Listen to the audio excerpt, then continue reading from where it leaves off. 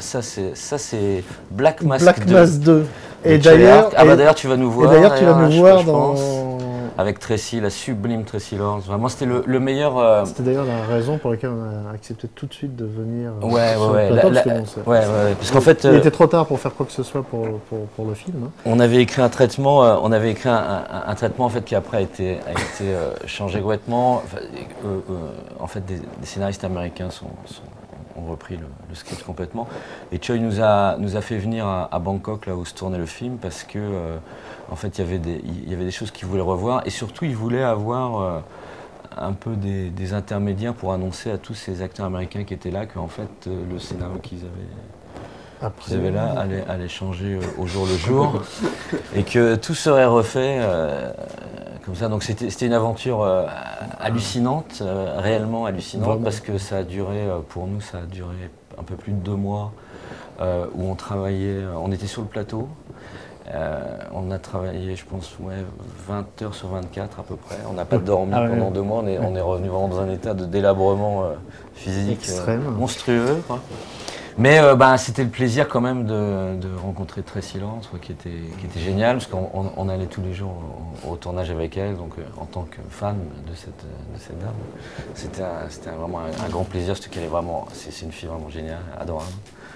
Et d'arriver, parce qu'on tournait toujours de nuit, donc d'arriver au buffet de l'hôtel le matin, complètement décavé, explosé, avec nos lunettes de soleil, et encadré par les catcheurs, des types de 2,20 m, et d'entendre des touristes français qui disaient « ça doit être des trafiquants de drogue, il paraît qu'il y en a en Thaïlande. » C'était un grand plaisir.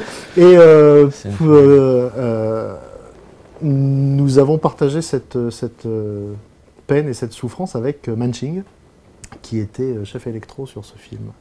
Et en fait, on s'en est rendu compte après, quand on a découvert que on avait eu la même difficile expérience. Mais il ne reste rien de notre script d'origine.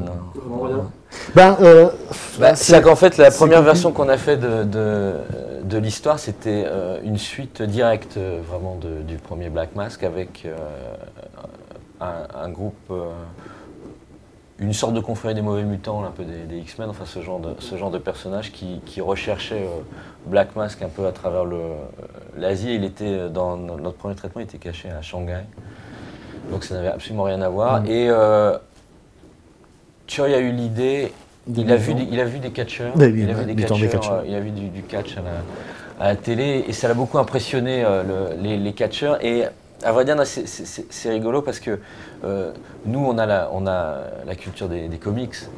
Et Choi, il connaît très bien la BD, les comics, tout ça, mais les comics occidentaux, c'est pas tellement son truc. Il est plus sur les mangas, il connaît beaucoup mieux. Et les comics et le personnage du super-héros, pour lui, ça implique forcément des idées qui sont absurdes et rigolotes et parodiques. C'est-à-dire que quand il emmène Black Mask, qui emmène le gamin dans un bar de travestis, pour lui, c'est rigolo, c'est logique qu'il y ait ça, que Robin il soit au milieu là, des trans de Bangkok. C'est ça, c'est Batman, c'est quand même des mecs en collant qui mettent leur slip par-dessus. Donc a priori, ça ne peut pas être sérieux. Ouais, il ne peut pas prendre cette mythologie sérieusement. Donc tout de suite, les catcheurs, pour lui, il pensait que c'était très amusant parce que c'est du guignol. Voilà, c'est du guignol, c'est les gars, ils sont avec des costumes très colorés. Donc c'est ça les super-héros.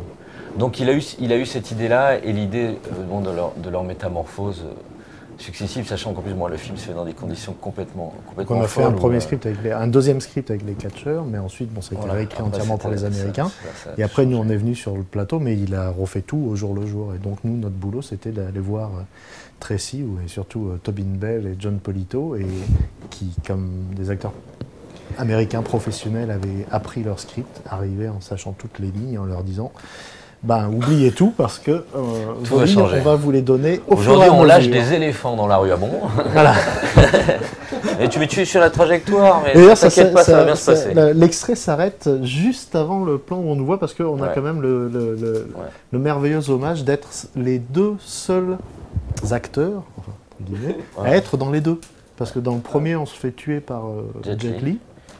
On est les informaticiens on est les félons, informaticiens sont cachés dans le repère du méchant. Donc on est à la fin. Et là, on fait quand il tombe, on est autour de la voiture avec Choi. On est tous les trois, voilà. Bon, c'était génial d'être avec lui, déjà faire ça, c'était délirant. Surtout qu'en même temps, c'était 20h sur 24, mais en même temps, il montait Legend of Zoo en même temps. Il y avait une monteuse qui était dans une chambre de l'hôtel et il montait le film en même temps.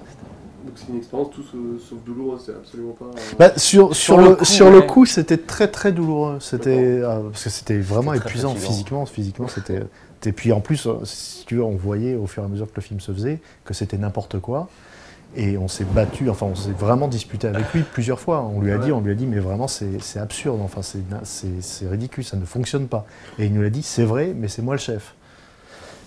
C'est la seule fois, je pense, dans la collaboration qu'on a eue avec lui, parce qu'on a un rapport vraiment très, très proche. Pour nous, c'est comme un père. Il a été vraiment merveilleux avec nous. On a tout appris de lui. C'est notre mentor et notre père. Mais bon, voilà, on a développé beaucoup d'histoires avec lui. On a développé beaucoup de scripts ensemble qui ne sont pas faits ou des choses qui sont en attente encore maintenant. Mais finalement, le premier film où ça finit par arriver à maturation, là on vient juste pour rebricoler dans un truc et on arrive et on voit des catcheurs avec ces costumes de lézard et on sait bien que waouh, qu'est-ce qui se passe quoi. Mais bon, de toute façon c'est toujours intéressant de le voir lui au travail, de voir le mettre au travail, c'est toujours puis après génial. Forcément a posteriori, on a plein d'anecdotes dessus. Donc puis après c'est devenu de très bons souvenirs. On va y passer plus que le temps qui nous est imparti. Le calendrier, le Detective D sortent Et on était, dans la plupart des festivals où on est allé, là par exemple à Toronto, les projections de Detective D étaient quasiment en même temps que les nôtres.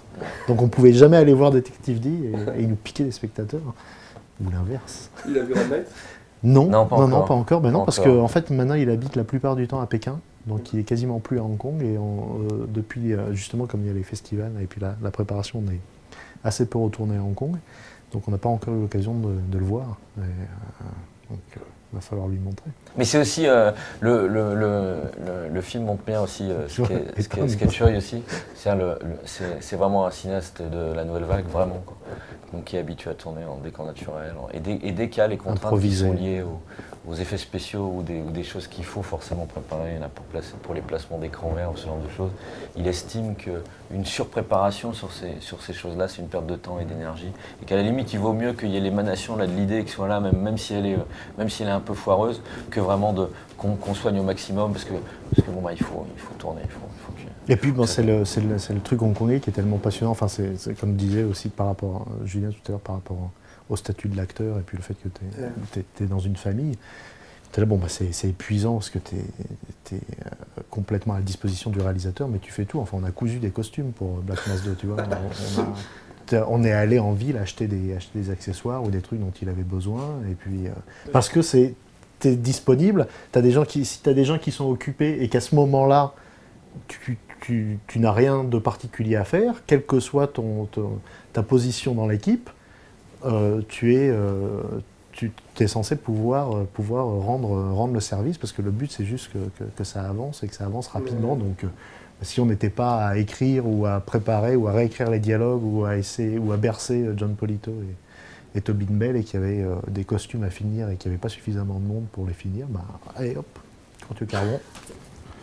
T'apprends à être très polyvalent. Les petites mains, donc c'est bien, c'est une très bonne... Si t'as survécu à Black Mass 2, tu peux tout faire. C'est une très bonne... C'est une bonne... Tu n'as plus peur de rien après Black Mass 2. Ah ouais, après quand tu arrives sur le plateau comme réalisateur, c'est bon, tu n'as peur de personne.